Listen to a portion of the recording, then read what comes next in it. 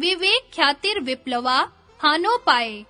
शब्दार्थ विवेक ख्याति बराबर विवेक ज्ञान, अविप्लवा बराबर शुद्ध, हानोपाय बराबर हान का उपाय है। अन्व्यार्थ शुद्ध विवेक ख्याति हान का उपाय है। व्याख्या विवेक दृश्य दृष्टा के भेद और ख्याति नाम ज्ञान का है। इसलिए चित्त और पुरुष इन दोनों की भिन्नता का ज्ञान अथवा यह ज्ञान कि शरीर, इंद्रियां, मन, बुद्धि और चित्त मुझसे भिन्न है, विवेक ख्याति है। यह विवेक ज्ञान आगम अर्थात आचार्य के उपदेश और शास्त्रों के पढ़ने तथा अनुमान से भी उदय होता है, पर यह परोक्ष ज्ञान है और अनादि अविद्या के निवृत्त करने में असमर्थ होता है। यह विवेक ख्याति विप्लव सहित है। विप्लव के अर्थ विच्छेद है, अर्थात जिसमें बीच-बीच में राजसी तामसी वृत्तियों का उदय बना रहे। यह ज्ञान जब दीर्घ काल निरंतर सत्कार पूर्वक प्रतिपक्ष भावना के बल से अर्थात कलेश के विरोधी क्रिया योग के अनुष्ठान बल से, अविद्या के विरोधी तत्व ज्ञान, अस्मिता के विरोधी भेद ज्ञान, राग द्वेष के विरोधी मध्यस्थता, अभिनिवेश के विरोधी संबंध ज्ञान, निवृत्ति के अनुष्ठान से जब परिपक्व हो जाने पर समाधि द्वारा साक्षात्कार कर लिया जाता है, तब वह अपरोक्ष ज्ञान होता है। इसके अविद्या के नाश हो जाने पर कर्तृत्व, भोक्तृत्व अभिमान से रहित और राजस तामस मलों से शून्य चित्त हो जाता है। तब सत्व गुण के प्रकाश में चित्त में चेतन का जो प्रतिबिंब अर्थात प्रकाश पड़ रहा है और जिसके कारण चित्त में चेतनता प्रतीत हो रही है, चित्त से भिन्न उसका साक्षात्कार होता है। यद्यपि यह साक्षात्कार भी चित्त के द्वारा होता है, इसलिए चित्त की ही एक सात्विक वृत्ति है। तथापि इसके निरंतर अभ्यास से विवेक ज्ञान का प्रवाह निर्मल और शुद्ध हो जाता है, कलेशों का सर्वथा नाश हो जाता है। यही विप्लव अर्थात अडोल अविच्छेद निर्मल हान का उपाय है।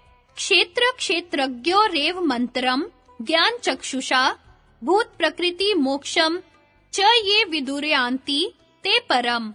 इस प्रकार क्षेत्र और क्षेत्रज्ञ के भेद को तथा विकार सहित प्रकृति से छूटने के उपाय को जो पुरुष ज्ञान नेत्रों द्वारा तत्व से जान लेते हैं, वे महात्मा जन पर ब्रह्म परमात्मा को प्राप्त होते हैं। विवेक ख्याति की स्थिति को अर्थात जब विवेक ख्याति निरंतर बनी रहे, तब उसको अविप्लव विवेक ख्याति कहेंगे। यही जीवन मुक्ति की अवस्था है। हान का उपाय अविप्लव विवेक ख्याति बतलाया है। विवेक ख्याति में जो आत्म साक्षात्कार होता है, उसमें चित्त इतना विशुद्ध हो जाता है कि यह विवेक ख्याति भी चित्त की ही एक वृत्ति प्रतीत होने लगती है। इस प्रकार इस विवेक ख्याति से भी जो आसक्ति का हट जाना है, उसका नाम परवैराग्य है। तत्परम पुरुष ख्यातिर गुण वैतृष्ण्यम। विवेक ख्याति में जो आत्म साक्षात्कार होता है, उस आत्म साक्षात्कार से जो इस विवेक ख्याति की वृत्ति से भी आसक्ति का हट जाना है, वह परवैराग्य है। इससे विवेक ख्याति में इस वृत्ति को चलाने वाला रज और इस वृत्ति को स्थिर करने वाला तम को सर्वथा दबाकर सत्व भी रज और तम के बिना इस वृत्ति को चलाने में असमर्थ हो जाता है। तब चित्त में किसी भी वृत्ति के न रहने पर केवल आत्म प्रकाश रह जाता है। इसी को असंप्रज्ञात समाधि कहते हैं। विवेक ख्याति तक आत्मा चित्ताकार प्रतीत होता है और असंप्रज्ञात समाधि में चित्त आत्माकार होता है। अविप्लव विवेक ख्याति में किस प्रकार की प्रज्ञा होती है, यह अगले सूत्र में बतलाएंगे। टिप्पणी व्यास भाष्य का भाषार्थ। अब हान का उपाय क्या है, यह बतलाते हैं। बुद्धि और पुरुष की भिन्नता का ज्ञान विवेक ख्याति है और वह मिथ्या ज्ञान जिससे निवृत्त हो गया है, ऐसी विवेक ख्याति शुद्ध और निर्मल कहलाती है।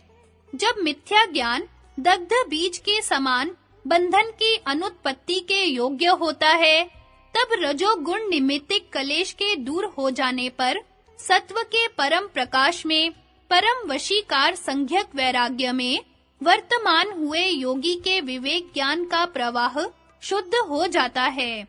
वह निर्मल विवेक ख्याति हान का उपाय है।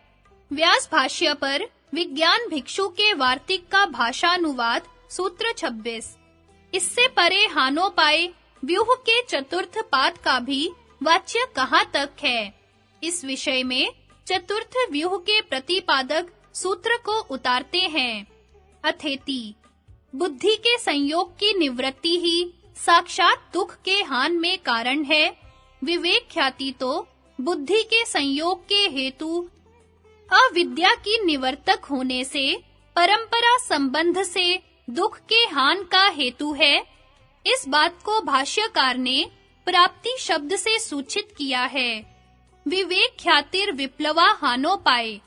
विवेक ख्याति की साक्षात्कार रूप निष्ठा को सूचित करने के लिए उसका अविप्लवा विशेषण दिया है। उसमें अविप्लव शब्द से यह अर्थ कैसे निकलता है? इसके लिए कहते हैं, मिथ्या ज्ञान के संस्कारों के कारण से विवेक ख्याति प्लवित हो जाती। मिथ्या ज्ञान के संस्कारों के बीच में वह अभिभूत हो जाती है। यद्यपि जब साक्षात्कार की दशा में सूक्ष्म मिथ्या ज्ञान हो, उसका विवरण है बंध्य प्रसव। यह मिथ्या ज्ञान का प्रसव सामर्थ्य बंध्या हो जाता है, तब जिसकी कलेश धूलि धुल गई है, उस बुद्धि सत्व के पर वैशारद वैलक्ष्य होने पर इसी का विवरण है। पर श्याम वशीकार संज्ञाम, पर वशीकार संज्ञक वैराग्य में बरतने वाले बुद्धि सत्व के परमाणु परम महत तत्व अंतो अस्य वशीकारः। इस सूत्रोक्त जो इच्छा का अप्रतिघात रूप है, उसमें वर्तमान बुद्धि सत्व का विवेक ख्याति प्रवाह निर्मल मिथ्या ज्ञान से अकलुषित होता है।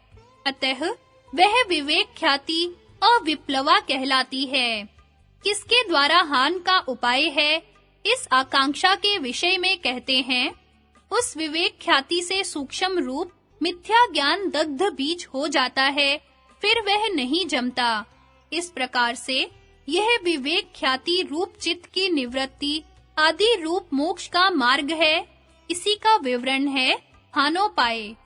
शंका, इस प्रकार ज्ञान से ही दुख हान नामक मोक्ष की प्राप्ति के वचन से असंप्रज्ञात योग का प्रयोजन क्या रहा? समाधान, पर वैराग्य जन्य असंप्रज्ञात योग को भी यहाँ ज्ञान के द्वारा ही मोक्ष की हेतुता है, यह आशय है। टिप्पणी, बौद्ध दर्शन। बौद्ध धर्म में हान के स्थान में तृतीय आर्य सत्य दुख निरोध बतलाया गया है। दुख निरोध, तीसरे आर्य सत्य का नाम दुख निरोध है। निरोध शब्द का अर्थ नाश या त्याग है। यह सत्य बतलाता है कि दुख का नाश होता है। बुद्ध ने भिक्षुओं के सामने इस सत्य की इस प्रकार व्याख्या की है, इदम खोपन भिक्खवे दुख निरोधम अर्ये सच्चम सो तस्याएव तण्हाए अशेष विराग निरोधो चागो पट्टी निसागो मुक्ति अनाल्यो। अर्थात दुख निरोध आर्य सत्य उस तृष्णा से अशेष संपूर्ण वैराग्य का नाम है। इस तृष्णा का त्याग, प्रतिसर्ग, मुक्ति तथा अनालय यही है। दुख के कारण दूसरे आर्य सत्य में विवरण दिया गया है। उस कारण को यदि नष्ट कर दिया जाए तो कार्य आप से आप स्वतः नष्ट हो जाएगा। अतः कार्य कारण का संबंध ही इस सत्य की सत्ता का पर्याप्त प्रमाण है। दुख निरोध ही लोकप्रिय संज्ञा निर्वाण है।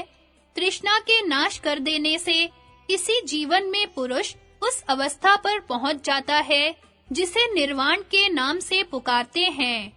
अंगुत्तर निकाय में निर्वाण प्राप्त पुरुष की उपमा शैल से दी गई है।